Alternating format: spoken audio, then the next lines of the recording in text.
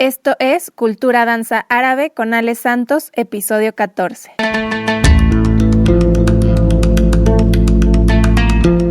Mitos y realidades del estilo turco. Plática con Ariadna Orozco, parte 1.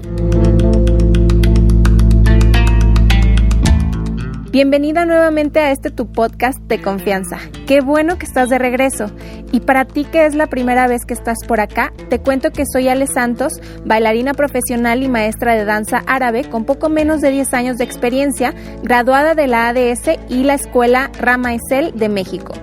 He dado clases maestras en México y Estados Unidos y como bailarina he ganado primeros lugares en concursos nacionales e internacionales.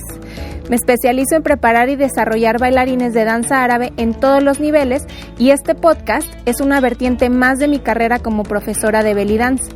Aquí hablaremos de todo lo relacionado a esta danza, desde técnica, pasando por nutrición y musicalidad y llegando hasta cosas como la teatralidad en la danza, entrevistas y mucho más. Esta vez vamos a tener una plática dividida en 2 episodios. La primera parte la escucharás a continuación y la segunda saldrá el próximo lunes, como siempre, disponible a partir de las 5:07 de la mañana en Apple Podcast, Spotify, YouTube y todas las plataformas. Bueno, esta plática es muy interesante e informativa con una de las personas que más sabe de estos temas en México, una de mis maestras y expertas en el estilo turco de belly dance y danza gitana turca, entre muchas cosas más. Hoy hablaremos de los mitos y realidades de estos estilos, de la música, del vestuario y mucho más. Y bueno, vamos a pasar a la plática.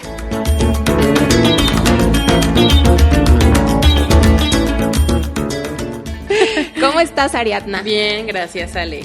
Qué bueno, pues platícanos un poquito de ti. Quiero que nos cuentes un poquito más acerca de tu trayectoria, cómo empezaste en esto de la danza y así. Bueno, pues muchas gracias también por la invitación a tu podcast. Bueno, pues yo soy Ariadna Orozco, soy bailarina y profesora de danza oriental y danza gitana. Llevo 17 años en el medio. Mis inicios fueron, prácticamente todo fue con maestras y bailarinas mexicanas y ya posteriormente mi especialización en ciertas danzas las he hecho con bailarinas internacionales. Y bueno, además de hacer danza oriental, también me dedico a la danza gitana, principalmente a la danza gitana turca. No, y aparte, déjame contarte que, o sea, cuando baila danza en general, pero cuando te he visto bailar danza gitana, es con todo. Ah, claro, total, siempre es así. Y bueno, yo estoy muy curiosa. Cuéntame cómo empezaste a investigar acerca de la danza turca, porque son pocas las bailarinas que se interesan por este lado, ¿no? De la danza oriental, estilo turco principalmente. Cuéntame un poquito acerca de esto. Bueno, pues mi interés por la danza y la cultura turca fue a través de la música.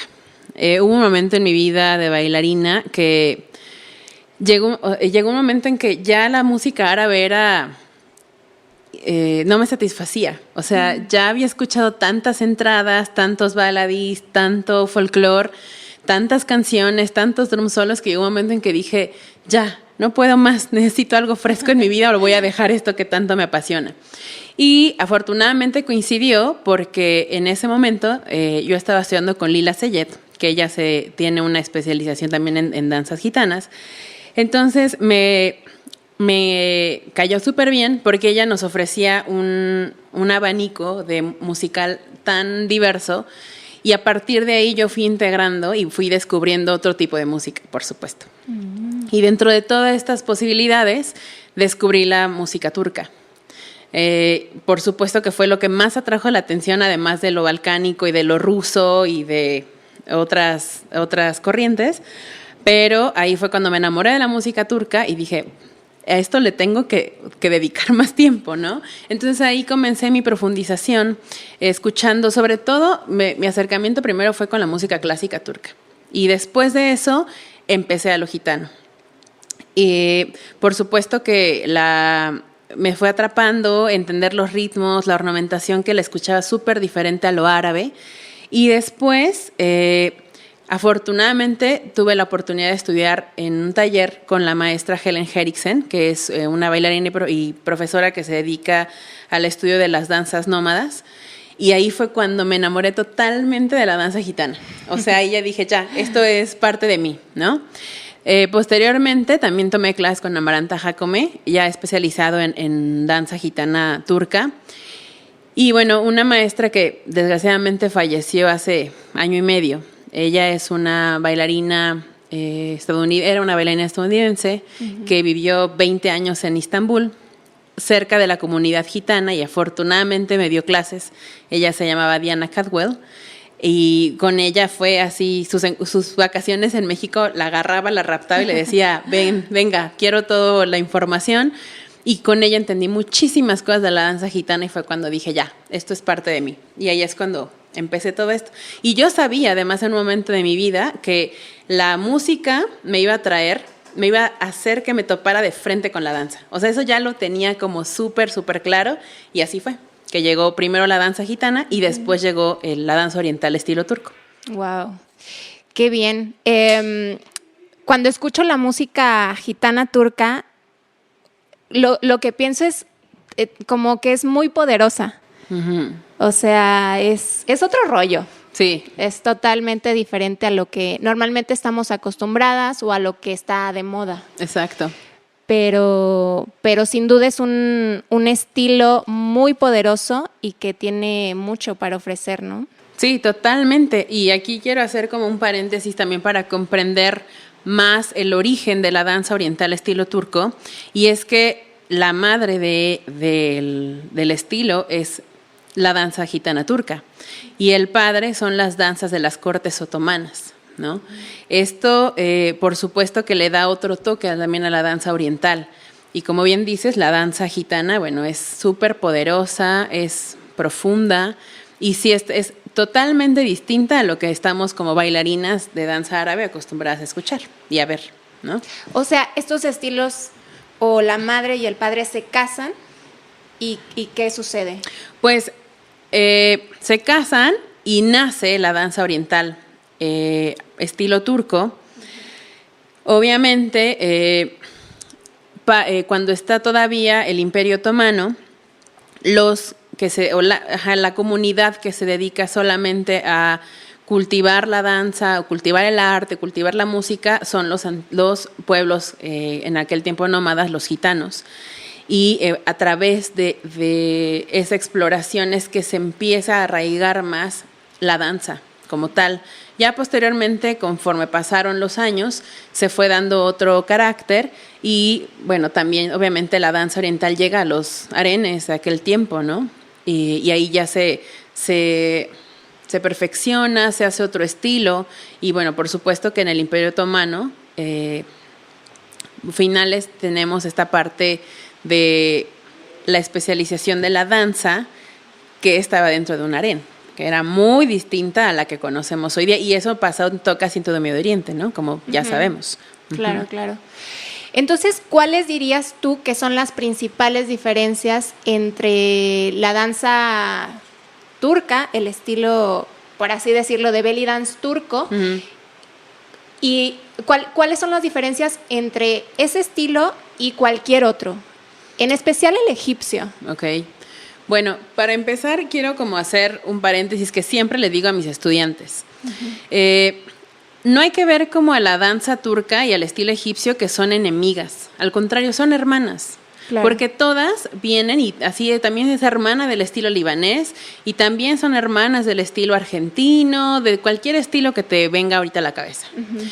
Yo siempre he percibido que en el medio se ve como una onda de enemistad, cuando realmente lo que yo pretendo en mi formación es que se vea como una hermandad, que son hermanas, no están peleadas. Entonces, desde ahí yo creo que también la danza oriental estilo turco merece respeto, porque mucha comunidad la ve como menos, la ve como la fea, como la sucia, la que no tiene pies ni cabeza. Entonces, a partir de esta premisa, sí les invito a que tengamos un respeto y veamos que es la hermana de la danza egipcia, no la veamos como inferior, es su hermana tal cual, ¿no?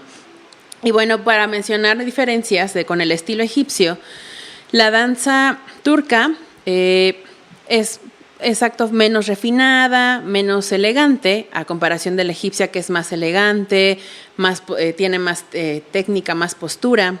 La danza turca es espontánea, es pasional, es expresiva, es juguetona, pero también para la audiencia llega a ser un poco arrogante, agresiva, porque la música la lleva a esta línea de ser un poco violenta por todo lo que conlleva la ornamentación y a veces indiferente, a comparación del estilo egipcio, que también la bailarina es muy expresiva, juguetona, interactúa mucho con el público, incluso con la orquesta. Otra cosa que es importante mencionar es que en el estilo turco es muy bien visto hacer el trabajo de piso. El trabajo de piso es muy común, es muy bien visto a comparación que el estilo egipcio. Digo, yo sé que hoy día, la moda de las bailarinas extranjeras en el Cairo, bueno, muchas también llegan a hacer cosas en el piso, pero no es propio tal cual, claro, del estilo puro. Otra cosa también es que en el estilo turco se pueden utilizar elementos, y principalmente algo muy importante, el instrumento que tocan las turcas, los crótalos y las cucharas. Sí, o sea, si bailas estilo turco y no sabes tocar los crótalos, entonces no estás bailando estilo turco. Totalmente de acuerdo. O sea, las turcas tocan o crótalos o cucharas. Okay. Eso, indudablemente, a comparación del estilo egipcio, que carece de ello. Son cucharas como de madera, ¿no? Son cucharas de madera. Sí, que también las llegan a usar a veces para entretener. Claro. En folclore también creo que... En folclore también se usan, pero ellas de repente las usan como para entretener el performance. Otra cosa importante es, vamos a hablar y visualizar como las orquestas. Vamos a empezar a partir de la orquesta egipcia. Normalmente conocemos que pues es una orquesta grande. Ambas orquestas comparten, por ejemplo, instrumentos como el derbaque, el canún, el teclado y el violín. Y con base en ello, vamos a añadir instrumentos. Por ejemplo, en la orquesta egipcia añadimos el mizmar, añadimos el ney, el zombati, el mazar, el ud, ¿no? Y a comparación de la orquesta turca, podemos agregar un clarinete, un bálama, un tambur, un bendir, ¿no? O sea, también en cuanto a instrumentos son muy diferentes. Las dos orquestas son absolutamente diferentes. También a partir de ahí es importante discernir que ya estamos hablando de algo distinto a lo que conocemos. Claro, entonces son instrumentos diferentes y por eso también nacen movimientos distintos. Por supuesto, totalmente. Otra cosa que también me gustaría señalar es que en el estilo turco, normalmente cuando nos adentran o nos dan un ligero esbozo de lo que es el estilo turco, nos dicen que es bailar a 9 octavos y hacer chifteteli, ¿no? Sí. Y con eso ya estoy haciendo turco. No. Respuesta, no, ese es un mito. Porque, falso. Porque los 9 octavos es un ritmo, por supuesto, propio de Turquía. Pero aquí, más adelante a tocar ese tema, aquí el 9 octavos es un ritmo que se usa o para folclore o para danzas gitanas. Okay. No se utiliza en el repertorio de una bailarina de danza oriental turco. O sea, no es muy convencional que se use dentro del repertorio como estamos acostumbradas a hacerlo en un repertorio egipcio, por ejemplo. O sea, no forma parte del show. No. Okay. No necesariamente. Okay. Y otra cosa que también es muy característica, no voy a hacer chifteteli. Tampoco, falso. Porque el chifteteli es un ritmo, es una danza folclórica y es una danza popular turca. Entonces, el chifteteli se baila muy distinto en el lugar donde te pares en Turquía. O sea, el chifteteli de Ankara, de Istambul, de Edirne es súper distinto al que nosotras pensamos que es, ¿no? Sí. Y también, por ejemplo, en el estilo egipcio, cuando se usan cosas lentas, se usa normalmente wagda, ¿no? El ritmo wagda es más Es otra textura en cuanto al ritmo. Y en el estilo turco sí se usa el chifteteli en su forma como la conocemos en 8 cuartos, pero también se usa tawil. Ok. Entonces eso también es otra diferencia muy, muy, muy grande para que entendamos el estilo y desmitifiquemos qué es el estilo y qué no. Ok, pues ya escuchaste. Sí. Estamos desmintiendo aquí mitos. Desmitificando. Sí, y ya nada más por terminar, son varias cosas, pero las más puntuales son las que quiero como dejar muy claro para todos. Hay otra cosa también, los drum solos. Un drum solo estilo árabe y un drum solo estilo turco son absolutamente diferentes. ¿Por qué? Porque la técnica la técnica de derbaque turca, tú bien lo sabes, Ale, la técnica de derbaque hace más de 10 años empezó a evolucionar. Empezó a evolucionar y se asemeja mucho a la técnica que se utiliza para tocar el tabla de India. Por lo tanto, la técnica de derbaque, al cambiar, muchos percusionistas occidentales les empieza a interesar, empiezan a escucharlo y por supuesto que lo traen para ellos, ¿no? Conocemos bastantes percusionistas que incluyeron esa técnica en sus drum solos y han transformado ese tipo de composiciones, a diferencia de un drum solo árabe, que es muy, muy diferente, como tal, ¿lo conoces? Sí, incluso los harakats también, la base de los ritmos que se usan para los drum solos turco y árabe es absolutamente diferente. O sea, estamos hablando que en el estilo turco los harakats a veces es un harakat y corte al siguiente y corte al siguiente, o a veces se repite 2 veces y corte al que sigue, ¿no? Y en el drum solo a estilo árabe normalmente se repiten de 2 a 4 veces. Sí. Y los ritmos también en los que se acomodan son totalmente distintos. Ok, entonces la dance, en el belly dance, por así decirlo, también cuando bailamos drum, o sea, se hace como un énfasis en esa diferencia, o sea, son 2 cosas distintas. Comparten movimientos, ¿no? Comparten movimientos, sí, pero musicalmente es diferente. Sí, también eso es importante distinguir cuando vamos a bailar un drum solo, de dónde viene, para saber cómo abordar ese drum solo. Eso es muy importante, eso es como base para mí, es básico esto. Pues wow, o sea, de verdad yo estoy como tomando una clase contigo y creo que también tú que estás escuchando seguramente estás aprendiendo un montón. Pues vamos a continuar. Tengo otra pregunta para ti. ¿Qué es el Roman Havasi y cómo lo podemos diferenciar del folclore turco? Porque son 2 cosas totalmente distintas. Así es. El Roman Havasi es la danza meramente gitana turca. Es una danza propia del pueblo gitano, popular, y su característica es que el ritmo en el que se ensambla es 9 octavos. Ellos también le llaman dokusekis. Es una danza única.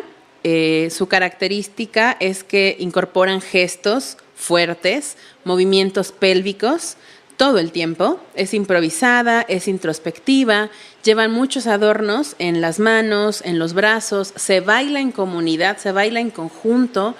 Es muy difícil encontrar la danza, sobre todo en Turquía, la danza gitana como solista, porque es una danza de comunidad, de fiesta, de pueblo, entonces no es como en Occidente, ¿no?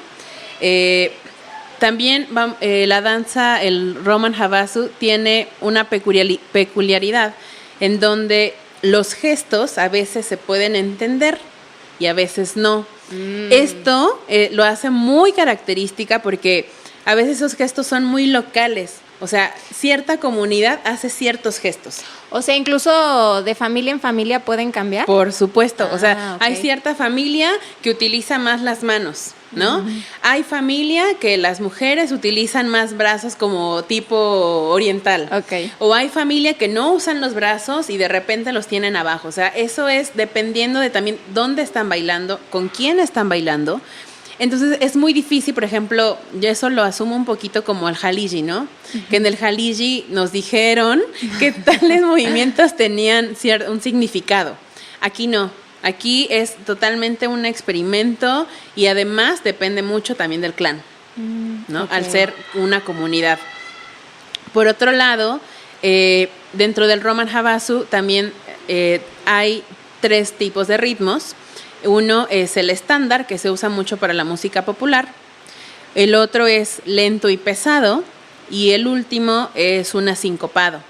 Es muy importante que si tú te profundizas en el estudio de la danza gitana, entiendas perfectamente los 3. Sí. Me consta. Bueno, es que quiero mencionar que Ariadna también es mi maestra de Roman y sé de lo que habla. Y bueno, sí cuesta trabajo, pero es importante, como bien dices. Sí, es muy importante porque además esos 3 ritmos se bailan distinto, se bailan muy diferente, ¿no? También es muy importante saber que la danza gitana turca la bailan hombres y mujeres por igual. Aquí no hay distinción de absolutamente nada y, repito, en Occidente es más fácil encontrar esto como en escenario, como solista, que en Turquía, que es más de comunidad. Y bueno, pues aquí la pregunta del millón es ¿por qué es diferente, no?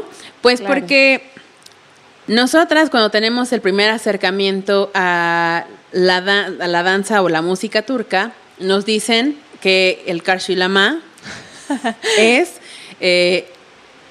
bailar danza turca, ¿no? O bailar belly dance turco. No. Falso. Falso. El karşılama es una danza folclórica turca que también se le llama así al ritmo, pero es folclor turco. Y el karşılama es una danza, por supuesto, 9 octavos, es coreografiada, se baila de frente a frente porque la misma palabra significa encuentro. Entonces, el karşılama se baila de frente a frente con la otra persona, también es juguetona, pero tiende a ser la melodía más rápida, se hacen muchos brincos, mucho desplazamiento. Por ejemplo, en Roman bailamos totalmente con los pies así en el piso. No hacemos relevés ni nada. Siempre es con los pies en la tierra. Y en el karşılama se baila brincando en metatarsos. También es muy vivaz. ¿Es como más estilizada? Es muy estilizada porque incluyen también cosas de ballet. Ah, ok. Y también otra cosa es que no hay o carece de movimientos pélvicos. Cosa que con el Roman todo el tiempo es la pelvis. Eso es una diferencia que podemos ver muy, muy peculiar en el karşılama, que no hay pelvis. Y otra cosa que quiero enfatizar sobre el karşılama es que es folclore, es parte del repertorio del folclore turco. No es gitano. El karşılama no es gitano. Ah, ok. Yo estoy así muy atenta. Anotando, poniendo atención, porque bueno, es importante todo esto que nos comentas para que cuando veamos algo sepamos diferenciar qué sí es, qué no es. Exacto. Independientemente, si vamos a hacer este estilo, o sea, es bueno saber qué sí va, qué no va, para no confundirlo, mezclarlo, porque son culturas que son ajenas a nosotros. Exactamente, y también algo que me parece importante, que ahorita recordé, porque alguna vez llegué a ver a una bailarina que hacía Roman tocando crótalos. No, porque el Roman, recordemos que es una danza de comunidad, es una danza social. Entonces, si tú estás bailando, es que nada más pensémoslo como aquí en México, ¿no? O sea, pongamos el contexto en México de estar bailando cumbia o salsa en una fiesta, pues no traes el vestuario de salsa, ¿no? Como de concurso, por ejemplo. Sí. Exactamente igual con el Roman. Cuando bailan en comunidad, pues no traen los crótalos o no traen el super vestuario. Sí. No, o sea, hay que entenderlo como una danza nómada. Y en el karşılama normalmente sí se llegan a usar cucharas o crótalos, pero el Roman se baila así tal cual, nada más tu cuerpecito, tu pelvis y listo. Y tus 9 octavos bien impuestos en los pies. Ok. Pues ya va quedando más claro todo. Es importante remarcar estas diferencias. porque por lo que te estoy entendiendo, en el Roman Havasu. Lo que pasa es que en el idioma turco hay dos tipos de I. Okay. Entonces, la I que no tiene puntitos se dice U. Y la I con puntitos se dice como lo conocemos. Entonces, es Roman Havasu porque no tiene puntito. Pero tú dile como quieras. Bueno, okay, está bien. Roman Havasu. Ajá. Entiendo que es una expresión más libre, más personal. Y que de ahí los movimientos fluyen. Exacto. Independientemente de lo que la canción esté diciendo. Puede tener relación, puede que no. Sí, exacto. Y además, otra cosa muy importante del Roman es que es una danza introspectiva. Súper introspectiva. De hecho, cuando yo te he visto bailar Roman o a Amaranta Jácome, claro. Se ve una energía, se ve una fuerza interna, sí. Como mucho poder. Exacto. Así como la música. Sí, es muy poderosa. Hay una cosa que me gustaría comentarte. Sobre el movimiento pélvico del Roman Havasu. Claro, porque de hecho quiero preguntarte acerca de eso, entonces qué bueno que lo mencionas.